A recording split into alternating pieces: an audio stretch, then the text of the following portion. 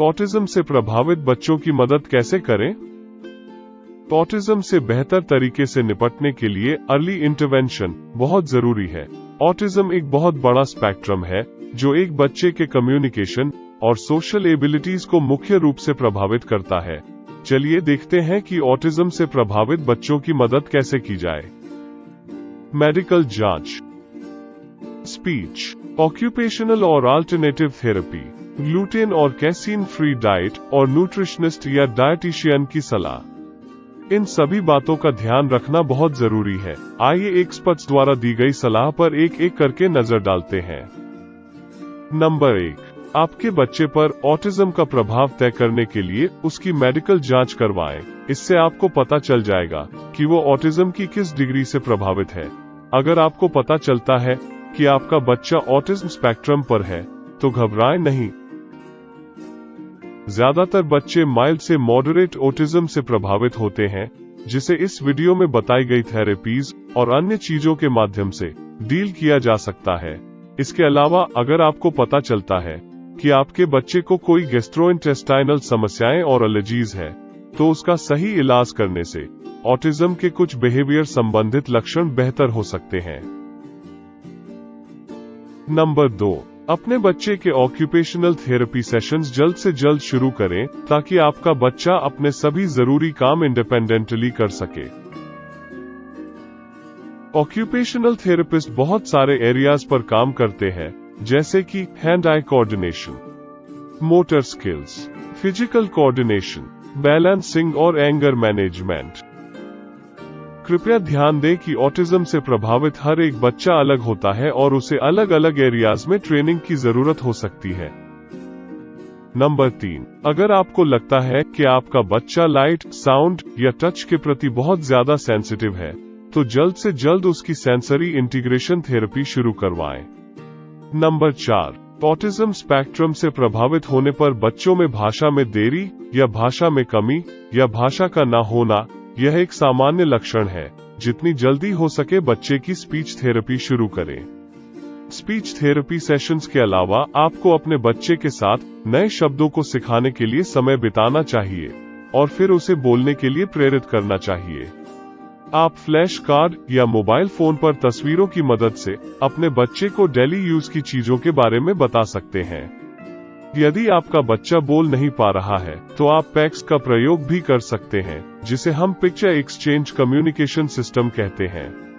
तस्वीरों की मदद से आप बच्चों को बोलने के लिए प्रेरित या मोटिवेट कर सकते हैं।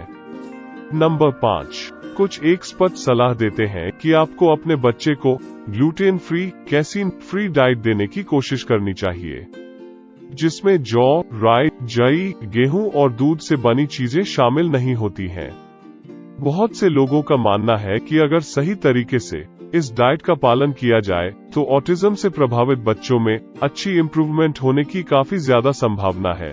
पर न्यूट्रिशनिस्ट या डायटीशियन की सलाह से इस बात का ध्यान जरूर रखें कि इन रिस्ट्रिक्शंस के बावजूद आपके बच्चे को जरूरी न्यूट्रिएंट्स मिलते रहे। नंबर 6, आप टीच मेथड के जरिए भी बच्चे को सिखाने की कोशिश कर सकते हैं। यह प्रोग्राम विजुअल हिंट्स की मदद से काम करता है। हालांकि कुछ ऑटिज्म एक्सपर्ट्स का मानना है कि टीच मेथड बहुत सी थेरेपीज को जोड़ने का प्रयास करती है, जिसकी वजह से यह बहुत कामयाब नहीं मानी जाती। स्टडीज से पता चलता है कि ऑटिज्म से प्रभावित बच्चे ऑडियो विजुअल लर्निंग के माध्यम से काफी इफेक्टिव तरीके से चीजें सीख सकते हैं। अगर आपको लगता है कि आपका बच्चा फोन, आईपैड या लैपटॉप में दिलचस्पी दिखा रहा है, तो इन चीजों की मदद से उसे वीडियो, तस्वीरों और मजेदार खेलों के जरिए डेली लाइफ के जरूरी कॉन्सेप्ट्स और एक्टिविटीज को सीखने में मदद कीजिए। इसके लिए आप L2L जूनियर लर्निंग प्लेटफॉर्म का भी इस्तेमाल कर सकते हैं, जिसमें आपके बच्चे को उसकी जरूरत के सभी कॉन्सेप्ट्स को खेल खेल में सीखने में मदद मिलेगी। L2L जूनियर एक ऑनलाइन प्लेटफॉर्म है जो खास तौर पर ऑटिज्म के लक्षणों को ध्यान में रखकर बनाया गया है। नंबर 7, ऑल्टरनेटिव थेरेपीज का प्रयोग। ऑटिज्म से प्रभावित बच्चों को अलग अलग थेरेपी के कॉम्बिनेशन से भी काफी फायदा होता है। इनमें से कुछ थेरेपीज है music therapy, behaviour therapy, acupuncture, acupressure और मसाज थेरेपी। नंबर 8, आप रिलेशनशिप डेवलपमेंट इंटरवेंशन यानी RDI में ट्रेनिंग ले सकते हैं, जिसमें माता पिता सिंपल एक्टिविटीज के जरिए अपने बच्चों को आसपास की चीजों को समझने और दूसरे बच्चों के साथ घुलने मिलने में मदद कर सकते हैं। नंबर 9, जब आपका बच्चा 3 से 4 साल का हो जाए तो उसका स्कूल में एडमिशन करवाएं। ऐसा करने से उसे दूसरों के साथ बातचीत करने का मौका मिलेगा और माता पिता के तौर पर आपको यह जानने का मौका मिलेगा कि बच्चे को किस किस एरिया में ट्रेनिंग और डेवलपमेंट की जरूरत है। नंबर 10, दुनिया भर के डॉक्टर्स और वैज्ञानिक इस दिशा में नई नई इन्वेंशंस करने में लगे हुए हैं। आप ऑटिज्म से जुड़ी रिसर्च और टेस्ट्स के बारे में अपडेटेड रहें। मैं फिर से इस बात पर जोर दे रहा हूं कि अगर आपको पता चलता है कि आपका बच्चा ऑटिज्म से प्रभावित है तो घबराएं नहीं और अपने डॉक्टर और थेरेपिस्ट से तुरंत सलाह लें।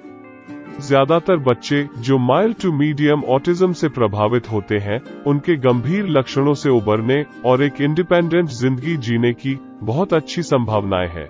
इसके लिए जरूरत है तो सिर्फ धैर्य, समय पर सही थेरेपीज और बहुत सारे प्यार की।